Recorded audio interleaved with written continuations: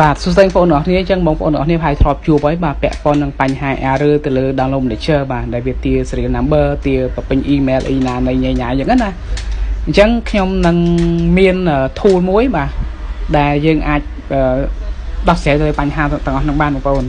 ដោយសារវា load មកនេះវាទាឲ្យយើងទិញ license តែបើសម្រាប់បងប្អូនអាចចង់ប្រើ license ទេចង់ប្រើបែប free បាទអាចមើលវីដេអូនេះបាន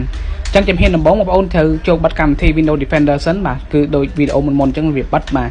គឺខុសនេះទេអញ្ចឹងខ្ញុំសូមកាត់នៅកន្លែងនេះដោយសារយើងធ្លាប់ធ្វើម្ដងហើយអញ្ចឹងយើងបិទកន្លែងហ្នឹងចោលទៅបងប្អូនបាទកន្លែង real time protection ហ្នឹងបាទគាត់ទៅ off វាចោលទៅ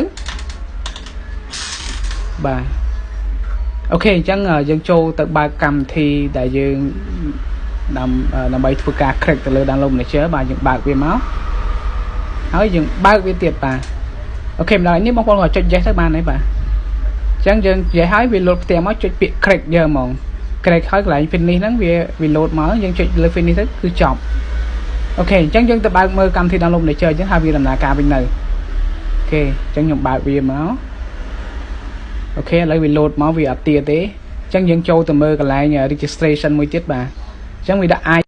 បាទអញ្ចឹងបងប្អូនអញ្ចឹងវាដាក់ថា IDM ហ្នឹងត្រូវបាន register ហើយអញ្ចឹងតែប៉ុណ្្នឹងទេយើងប្រើបានហើយអរគុណ